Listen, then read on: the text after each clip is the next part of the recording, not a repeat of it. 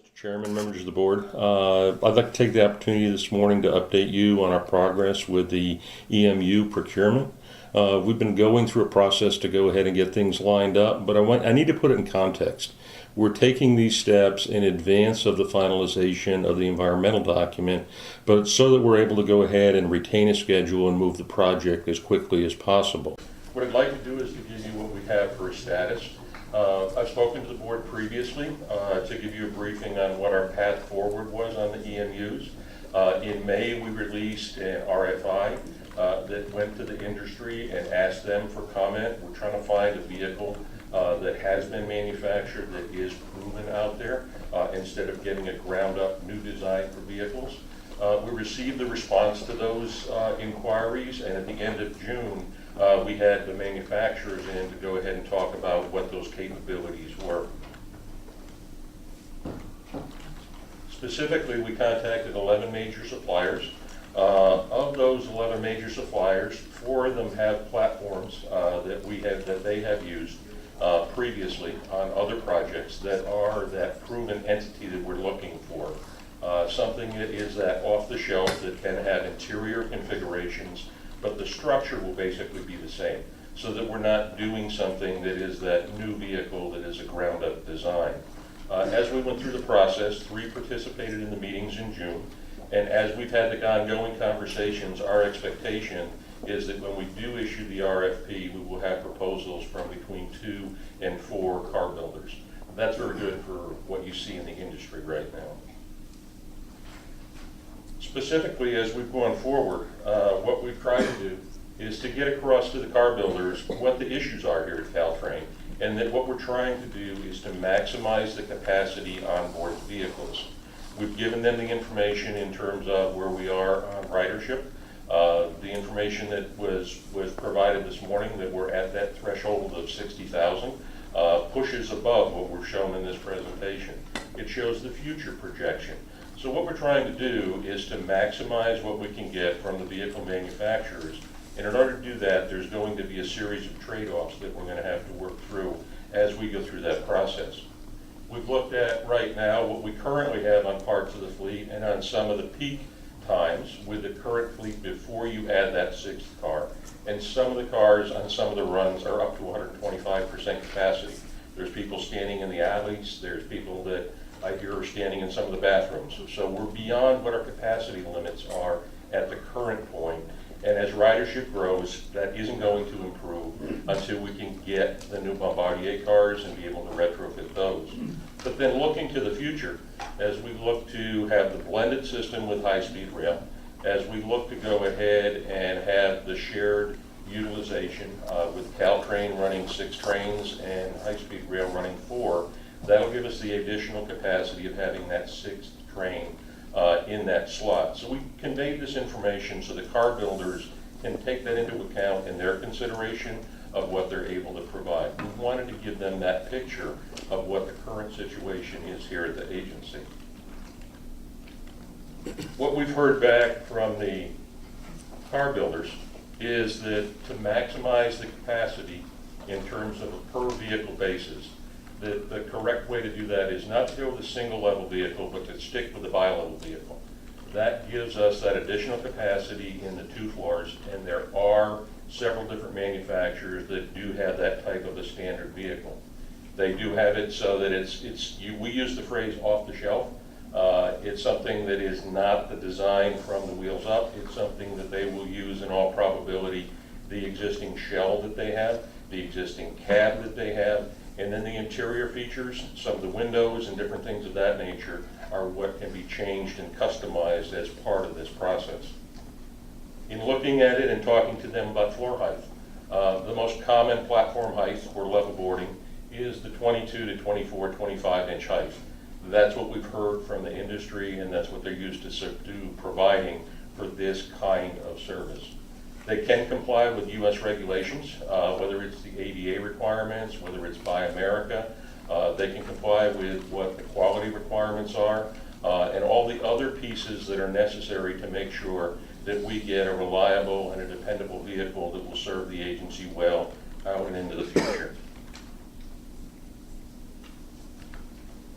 It takes us to what are the topics that we have to work through between now and the time that we issue the RFP. And there's basically 4 different issues that we need to deal with. And we'll be reaching out to the public to go ahead and start that process after this meeting. The first one that we're going to talk about is what do we do with the consist length. We have the capability within the industry to go with a consist length that will be 6 cars. That would maximize capacity. You would have a cab at each end, and then you would have 4 intermediate cars in between. The other way to do it is that you can get some trains that are 3 cars long that would have a cab at each end and 1 intermediate car. So that during rush hour, you could couple those up and you could run a 6-car train. But then after rush hour, you've got the ability to reduce the service. You can take it and cut it and run only a 3-car train, which saves you on your operating cost. It saves you on the pieces that are there for wear and tear and maintenance. The downside to that is that we wouldn't be able to operate the way that we currently do with our conductors.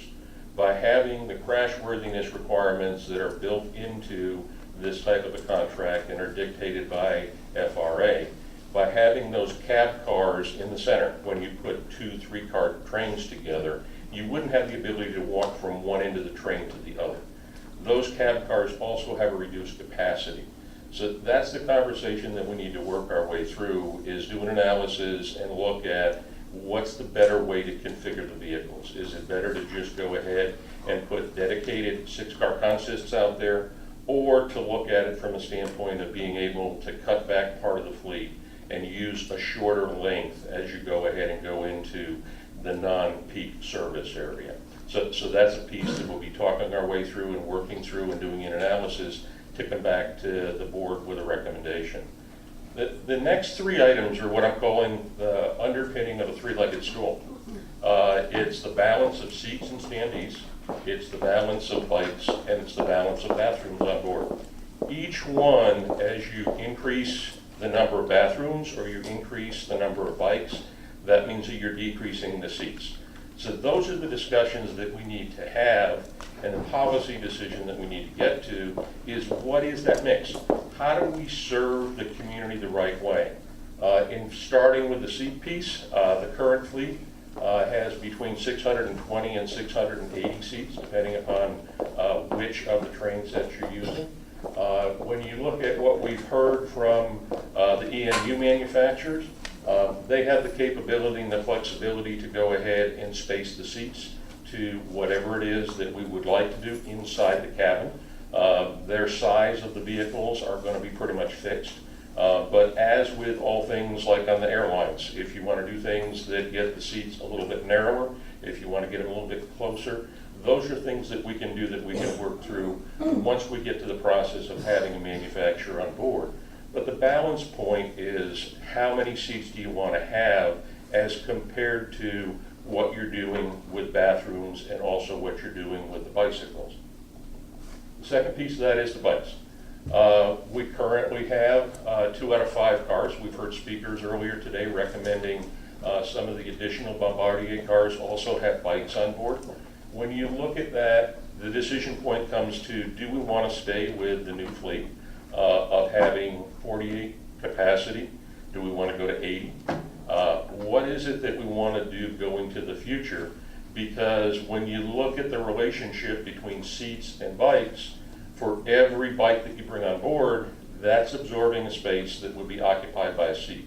So in essence, you've got a customer who is occupying a seat, plus 1 seat that you would have otherwise available for a customer, but is being taken up by a bike.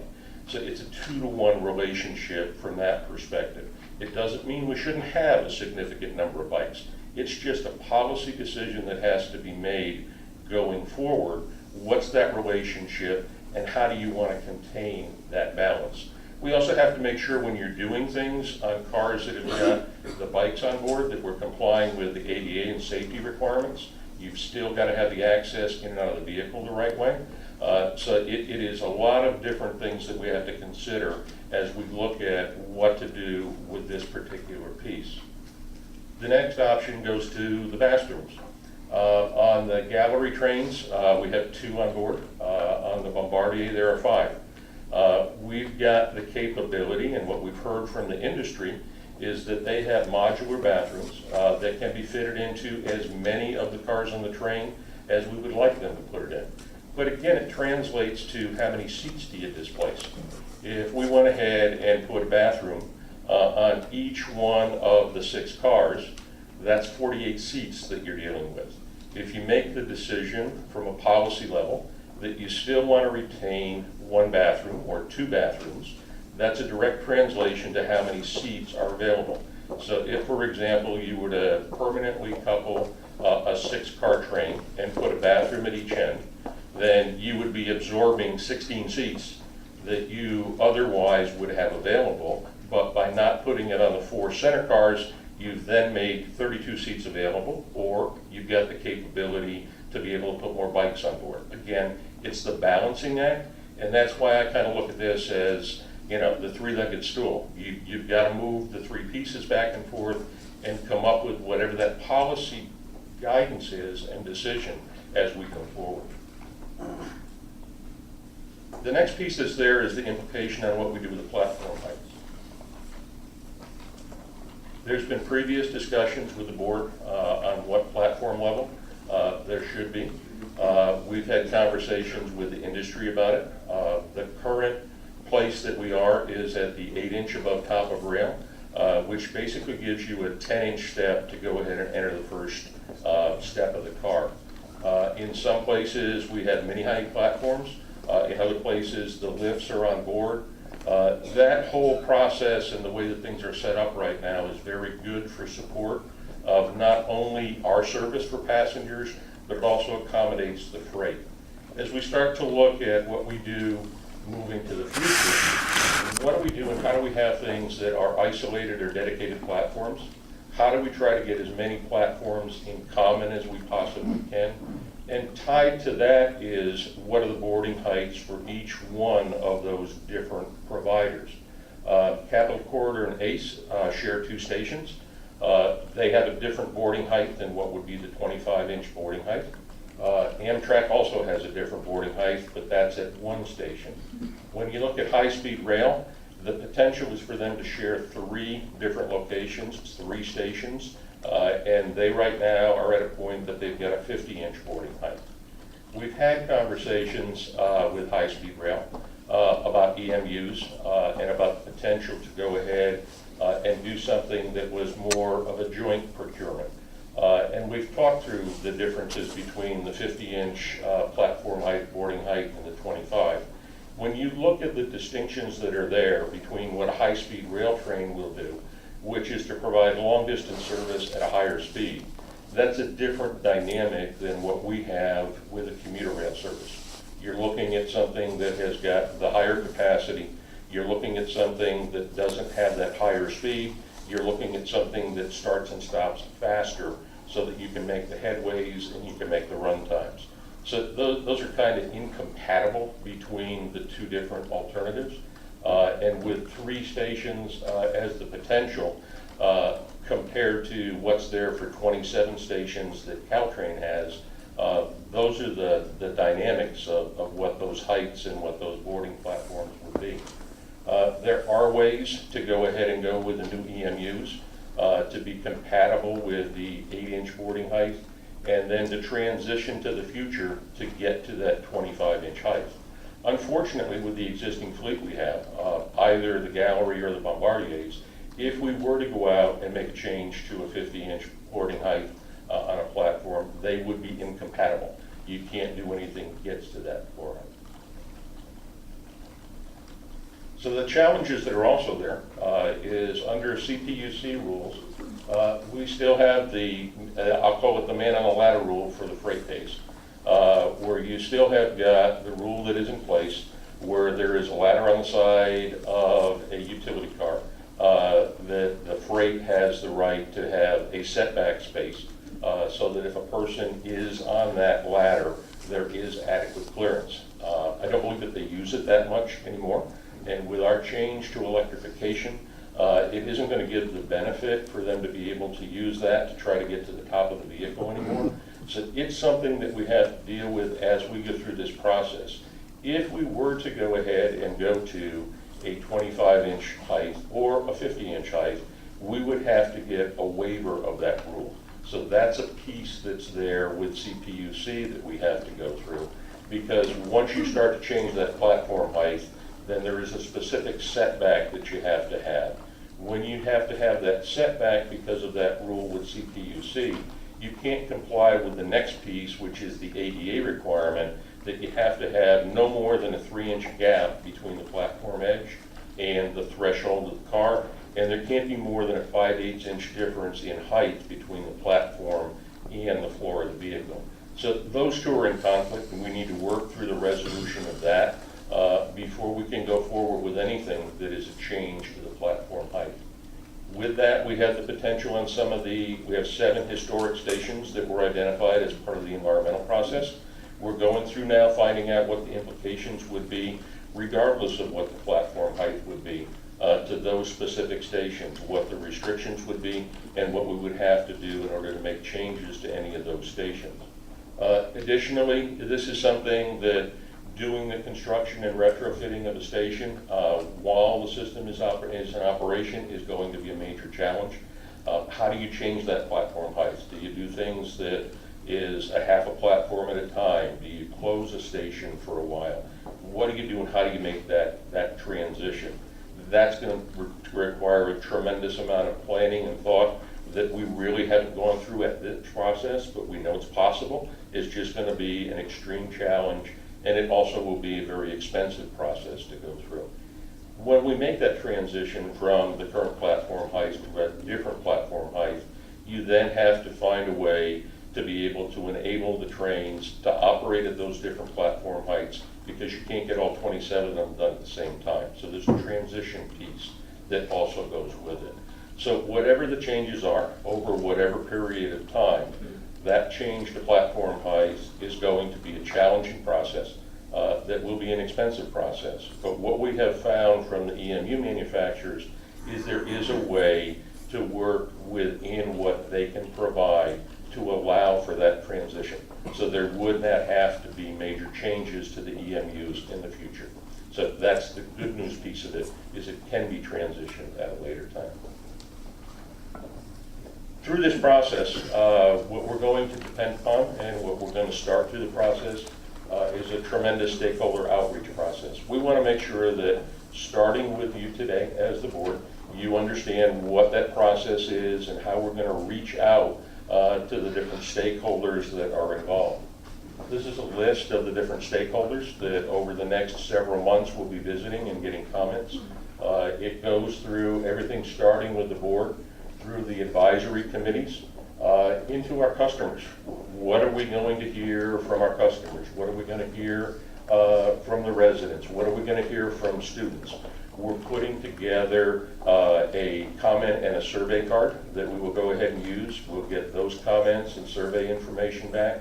We'll collate that, and that will be information that we'll provide back along with a recommendation on what the path forward would be.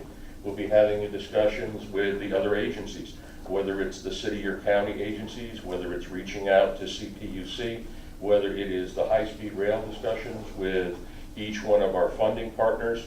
All of those steps and everyone listed on this chart and any others that we see that should be included or must be included over the next several months, those are the conversations to get that feedback, principally on what I started with the three-legged stool. How does that match? And then the comments on the platform height and pieces in that direction.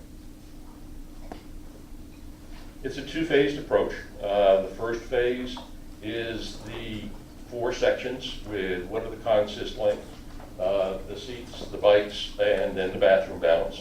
The intent is to get through that process and be able to include that at the end of phase 1 in the RFP that goes out. And then once we get a contract awarded, we will have the ability within that contract with the car manufacturer to deal with the specifics that are on the right side of this chart, to deal with the seat sizing, to deal with what will be used for internal materials. what do we want to do for exterior color? Do we want to stay with the same color scheme? Do we want to stay with the same branding that Caltrain has had? Looking at the configuration of the bikes on board. The decision will already have been made how many bikes you want to put on board, but there are different ways that different manufacturers have to configure those bike facilities on board the vehicles.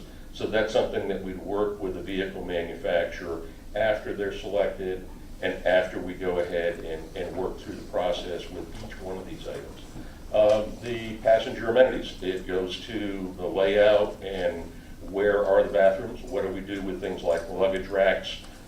Each one of those pieces that we can go ahead and build in that we can do really in the interior of the vehicle are things that we can do to customize those interior components after we've selected that vehicle manufacturer. This is the schedule we've shown you before.